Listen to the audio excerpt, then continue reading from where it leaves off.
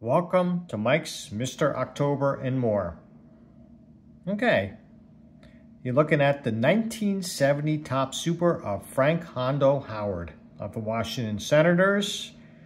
One of my newest acquisitions. I'm happy to add to my collection.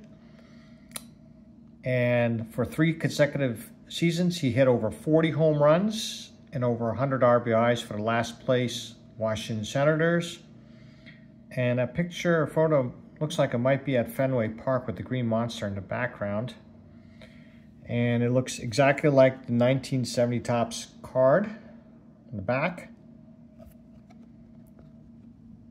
And I got another Topps Super, and I did not know that this was even made, but 2019 Topps Super, Bob Gibson. I had to get this. I love it. The colors are really standing out.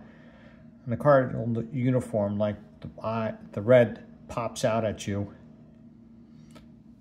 And the old style cap. So I thought I would get that. Now, I just want to show you, and I noticed immediately, I don't know if you can really see it, but the thickness of the 2 cards is considerable. The 2019 is like half the thickness of the 1970. But why wouldn't I be surprised? Because a lot of companies are cutting back on costs and product. But anyways, that's the way it goes. So I acquired some 1966 Topps cards to add to my set that I'm building, and I'm going in numeric order. And the first card is none other than Hall of Famer Jim Palmer. Anyway, this completes my cards from 1 to 200 and beyond. And Jim Palmer won Game 2 of the '66 World Series 6-0, and he was only 20 years old.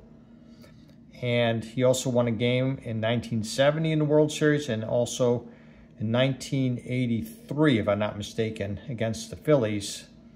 So he won a World Series in 3 different decades, and I think only Yogi Berra is the only other player to ever do that. If I'm mistaken, you know, feel free to add on to that. And here's the back side of the card.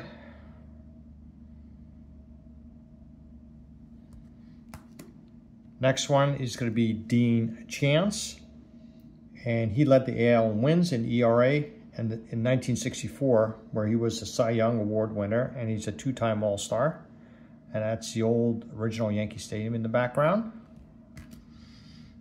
Next one is, ahoy there, mate, Wes Westrum, 2-time All-Star, and he was a manager for the Mets and the Giants.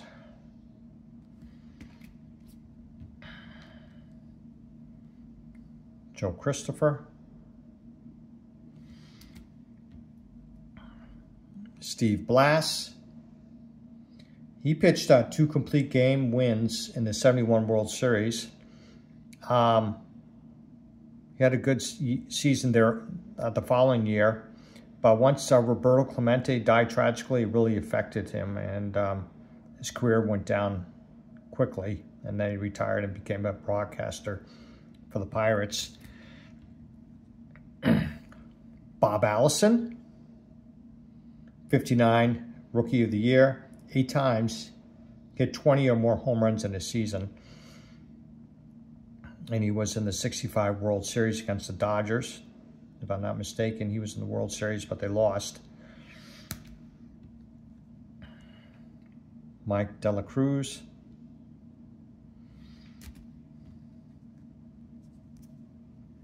Oriole team photo. If you're not familiar with the back side of that team card, here you go.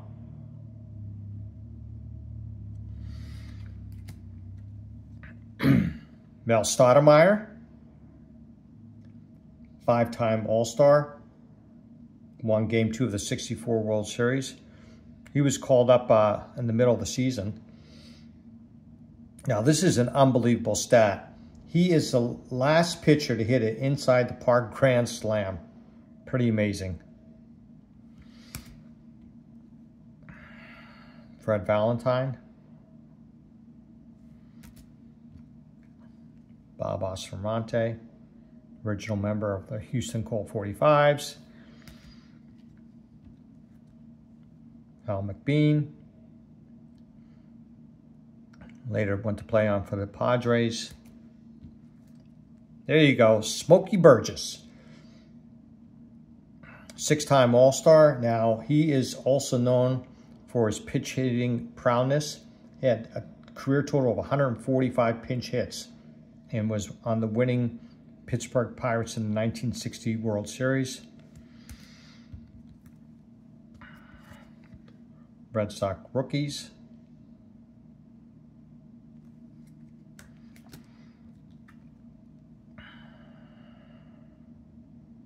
Jerry Arrigo.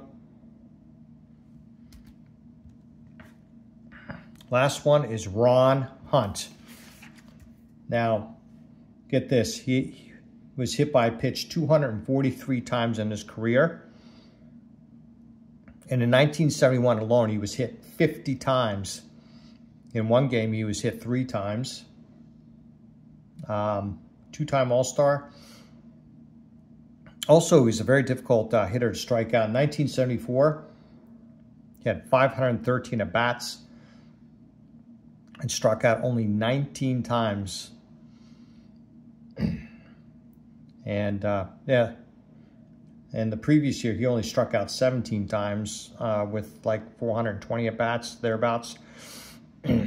Today's players just strike out that many times in like 1 week alone.